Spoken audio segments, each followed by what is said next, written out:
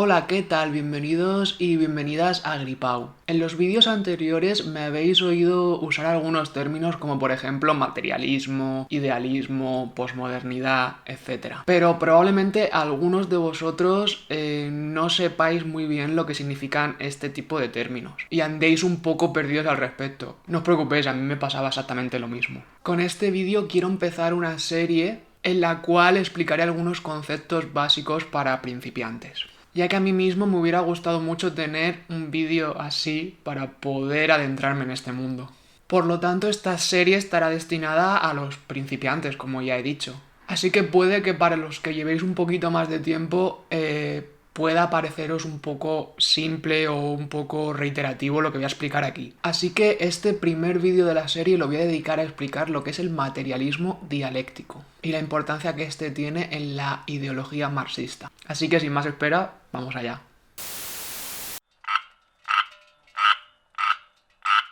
El marxismo no es simplemente una concepción política o económica, sino que más bien plantea una cosmovisión, es decir, una visión completa de la realidad.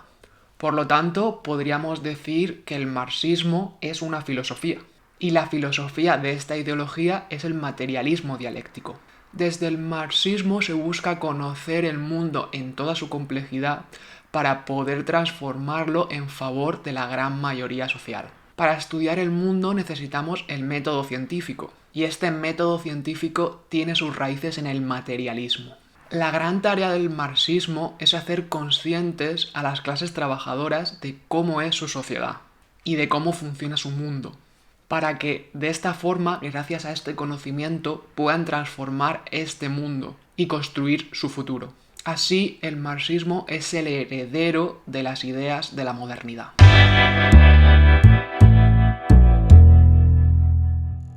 Hemos dicho que la filosofía y el método científico usado por el marxismo es el materialismo dialéctico, pero ¿qué es esto del materialismo dialéctico? ¿Qué significa materialismo dialéctico? Primero empecemos por desmenuzar esta palabra. Esta palabra se compone de materialismo y dialéctico.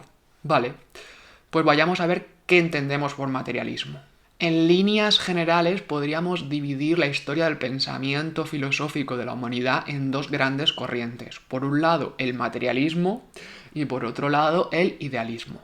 Como suele ocurrir en filosofía, estos términos no son lo que parecen significar, ya que los filósofos tienden a usar su propio lenguaje y en algunas ocasiones estos filósofos parecen estar más preocupados por mostrar su gran inteligencia antes que hacerse entender. Por lo tanto, el lenguaje filosófico en algunas ocasiones puede ser un poco complejo y complicado de entender desde nuestro punto de vista cotidiano. En nuestro mundo cotidiano se considera idealista a una persona que cree en una idea en concreto, un conjunto de ideas, y que está dispuesta a defenderlas hasta sus últimas consecuencias. Mientras que por materialista solemos entender a una persona que simplemente está preocupada por los objetos y los placeres más inmediatos. Pero estas concepciones no tienen nada que ver con lo que realmente significan estos términos en filosofía. A grandes rasgos podríamos decir que la filosofía idealista defiende que el pensamiento, la cultura y otras ideas son independientes del desarrollo humano, por decirlo así. Me explico. Para esta doctrina, algunas ideas, como por ejemplo serían religión, libertad, moral, Dios, etc., serían verdades eternas que nunca cambian, que están ahí desde el principio de la humanidad, que preceden al mundo físico, por decirlo así, al mundo tangible. Es decir, estas ideas siempre han existido y siempre existirán, son ideas que son eternas. Por lo tanto, siempre existirán independientemente de lo que ocurran en las sociedades humanas. Por ejemplo, para un idealista que crea en Dios, la realidad fue creada y diseñada por este sujeto llamado Dios. De esta forma, la idea de Dios, que no está en el mundo material, en el mundo que tocamos, sino que está en el mundo de las ideas, por decirlo así, ha creado el mundo material. Es decir, una idea, que es como la idea intangible de Dios, ha creado algo material. La idea crea a la materia. Seguro que muchos de vosotros estaréis familiarizados con este tipo de términos si habéis dado, por ejemplo, algunos filósofos como a Platón en el instituto. Así, para los idealistas, el ser humano puede percibir la apariencia de la realidad, pero nunca podrá ser capaz de comprender la esencia de esa misma realidad. Ideas como la de alma son propias de este tipo de pensamiento idealista. De hecho, el idealismo suele ser muy popular en sociedades precientíficas o con escaso desarrollo científico. Y esto es totalmente normal, ya que si no conocemos los procesos y las causas por las que se da un determinado fenómeno, tenderemos a interpretarlo de una forma muy ideal y a veces simplista. Podemos poner el típico ejemplo de la antigua Grecia, que se pone siempre, ¿no? Cuando, por ejemplo, estos antiguos griegos veían cómo caía un rayo, ellos no sabían cómo interpretar esto, no sabían por qué caía un rayo, no conocían las condiciones climatológicas y demás. Por lo tanto, en vez de pensar en una causa que fuera racional, pensaban que era, por ejemplo, la ira de un dios. En este caso, para los griegos sería la ira de Zeus. Sin embargo, conforme va avanzando el conocimiento, estas sociedades cada vez tienden más a dar explicaciones lógicas de la realidad, no explicaciones, digamos, míticas. En cambio, para el materialismo, para la concepción filosófica materialista, el único mundo real es el mundo material, el mundo que podemos ver, el mundo que podemos tocar. Incluso el pensamiento o Dios serían materiales en esta concepción del mundo, ya que nuestro cerebro está hecho de materia, por ejemplo células, entre otras muchas cosas, y es el que proyecta estas ideas. Es el que es capaz de imaginar estas ideas como la idea de Dios, por ejemplo. Por lo tanto, para el materialismo, la realidad se puede conocer, ya que podemos observar la realidad y mediante la ciencia podemos conocer nuestro mundo. Así, nuestros pensamientos no están implantados por un ser sobrenatural, sino que todos nuestros pensamientos se derivan de la realidad material, es decir, de nuestra observación de esta realidad, de nuestro mundo natural. Por ejemplo, las matemáticas no son implantadas en nuestro cerebro por Dios o por otra idea, o no es una idea que esté antes del mundo material, sino que más bien estas matemáticas fueron desarrolladas por los pueblos antiguos y fueron desarrolladas por su observación directa del mundo natural. Por ejemplo, las matemáticas aparecieron para poder dividir los terrenos de cultivo, para calcular las distancias, para comprender los movimientos de las estrellas, etc. En resumen, la materia es el sustrato de toda la realidad, ya sea la realidad concreta o la realidad abstracta, por ejemplo, los pensamientos. Es la materia la que moldea la conciencia y nuestro pensamiento espiritual y no al revés. Así, gracias a la materialidad del mundo, este mundo y su naturaleza se pueden conocer. Y se pueden conocer gracias a la dialéctica.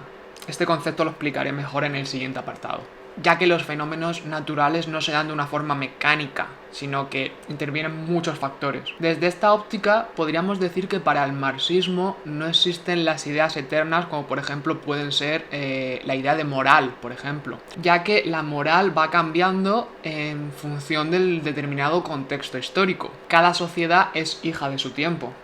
Por ejemplo, los cristianos de la antigüedad no tienen la misma moral que la mayoría de cristianos de hoy en día. De hecho, si leemos algunos pasajes de la Biblia, especialmente del Antiguo Testamento, que son bastante sangrientos, la mayoría de personas que se consideran cristianas hoy en día no estarían de acuerdo con este tipo de moral. Así que podemos decir que los cristianos de antes y los cristianos de ahora son cristianos, pero no tienen la misma moral, ni es el mismo cristianismo, sino que ha habido una evolución, ha habido un cambio. Así, no existen ideas eternas e inmutables que hayan acompañado al ser humano desde su comienzo hasta hoy en día, sino que tanto la ideología como las creencias que las sociedades humanas tienen están directamente influenciadas por su contexto, por su materialidad.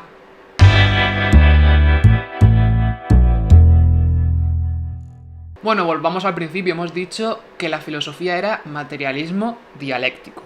Vale, ahora ya sabemos lo que significa materialismo. Ahora echemos un vistazo a lo que significa dialéctica. Para la dialéctica, la realidad no es fija e inmutable, como hemos venido diciendo, sino que va cambiando, está en continuo cambio. Incluso los objetos que percibimos como que están quietos y estables, realmente no lo están, ya que dentro del propio objeto se están dando reacciones químicas, físicas, la propia Tierra está girando, por lo tanto, nunca algo permanece, sino que está cambiando, siempre está cambiando. Ya desde Heráclito en Occidente y otros pensadores en otras partes del mundo, ya se dieron cuenta de esto y lo expresaron en sus filosofías. Sin embargo, aunque estos pensadores antiguos ya esbozaron lo que era la dialéctica, no sería hasta Hegel cuando empezó a sistematizarse y a dar un paso más allá. El pensamiento de Marx y el pensamiento marxista en general está totalmente influenciado por estas ideas de Hegel.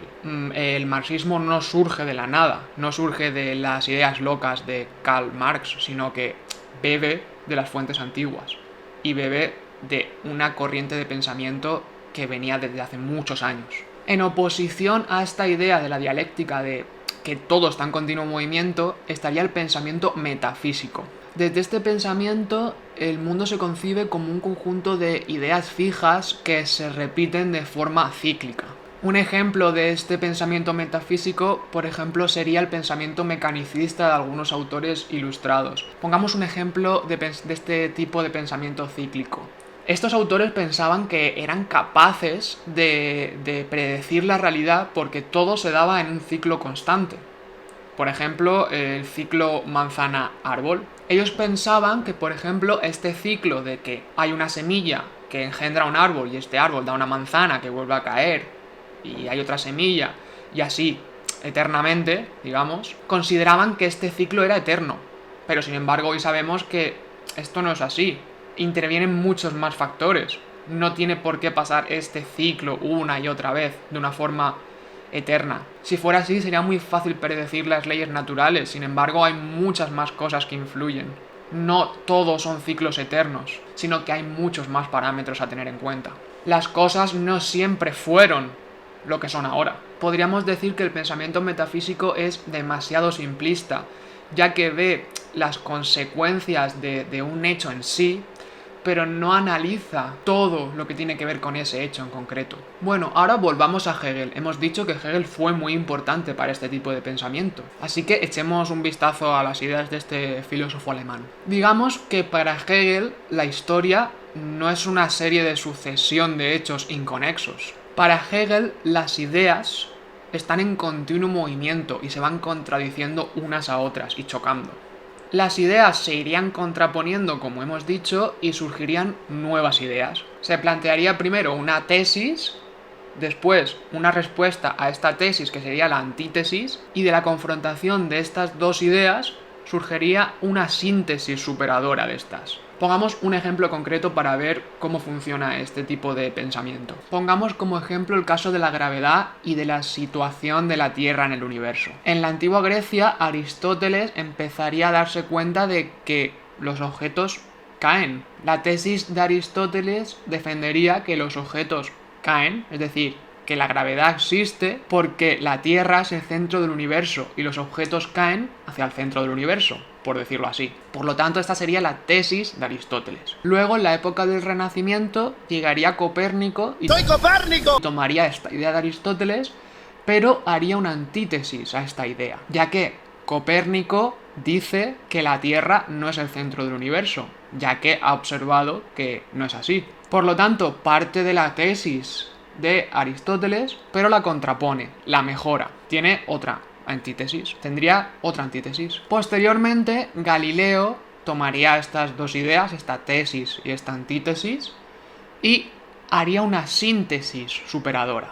Es decir, Galileo habla de que la gravedad es igual para todos los objetos, por lo tanto, con esto contradice la tesis y la antítesis anterior. Por lo tanto, esta idea de Galileo ha tomado las ideas anteriores y las ha reformulado para plantear una nueva teoría, que es más cercana a la realidad que las anteriores. De la misma forma, esta síntesis de Copérnico sería una tesis para Newton, y etcétera, etcétera. Es decir, esto no tiene un final, sino que cada vez nos vamos acercando un poquito más a la verdad, pero nunca estamos al 100% seguros. Así, cuando la tesis se confronta a la antítesis, hace que sus ideas se confronten sus contradicciones se pongan de manifiesto y la idea pueda avanzar. Luego, como ya hemos dicho, esta síntesis pues la cogerá otra persona y la convertirá en una tesis que se opondrá a otra antítesis y etc. Esto fue un gran descubrimiento, un gran pensamiento del pensador Hegel.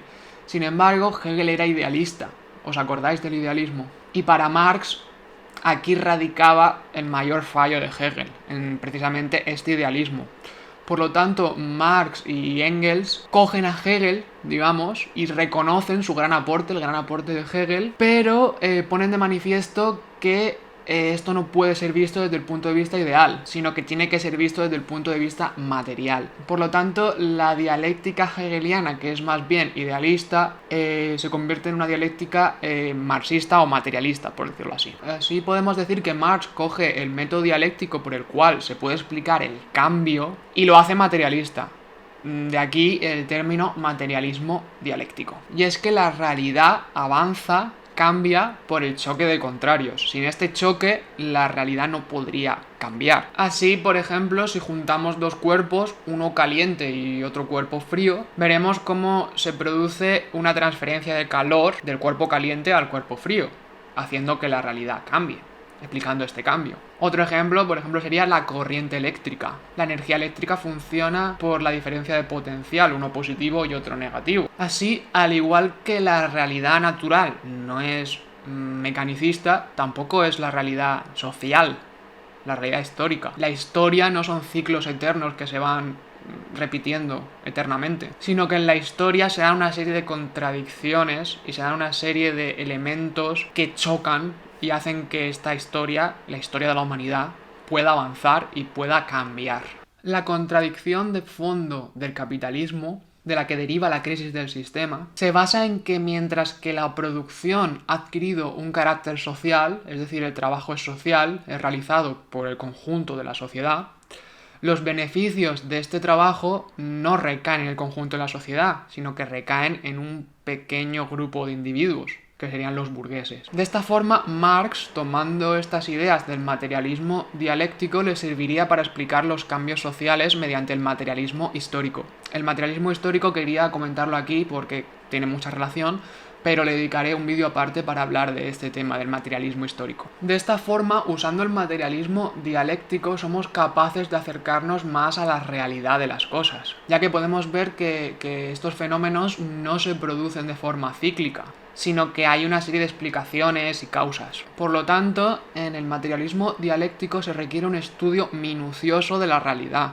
Tenemos que estudiar los fenómenos en toda su complejidad, en todas sus facetas. Solamente de esta forma seremos capaces de acercarnos un poquito más a la verdad de este fenómeno y estaremos más cerca de comprenderlo.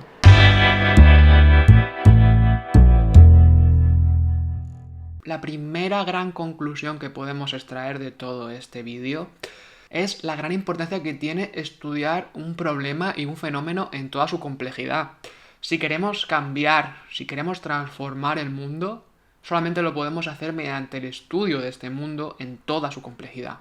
Repito. Otra conclusión que podemos extraer es que el pensamiento metafísico está por todas partes. Por ejemplo, domina los medios de comunicación, ya que sirve a sus intereses. Ya no explican los problemas en toda su complejidad, sino que lo hacen de una forma tendenciosa para vender su argumento, por decirlo así. Un ejemplo sería el ver cómo nos venden el tema de las migraciones en la televisión y prensa. Se nos habla de que tenemos un problema con la migración, lo cual es real, pero no se nos explica el origen, las causas, todos los matices de este problema. No se nos explica de dónde viene este problema. Por lo tanto, si no se nos explica, si no sabemos este fenómeno por qué se da, no podemos solucionarlo. Y este tipo de pensamiento metafísico está muy extendido para manipular la información en general. Como ya he comentado, en el próximo vídeo de esta serie trataré de explicar cómo toda esta filosofía se traduce a la historia de la humanidad. Ya he soltado algunas pildoritas, pero ese vídeo lo dedicaré exclusivamente a ello. Bueno, vuelvo a repetir que este vídeo ha sido una simple introducción, que me ha dejado muchísimos temas muy importantes sobre el materialismo dialéctico. Así que, por favor, no lo toméis como una Biblia. Es simplemente como un punto de partida para aquellas personas que se interesen por el tema. Así que os animo a que sigáis investigando sobre el tema, para tener una visión mucho más certera y mucho más adecuada de la que yo he podido dar aquí. Espero que el vídeo os haya resultado interesante, que no se os haya hecho muy pesado. Y volver a repetir que si tenéis alguna duda, que me la dejéis y la contestaré en la medida de mis posibilidades. Así que bueno, hasta la próxima.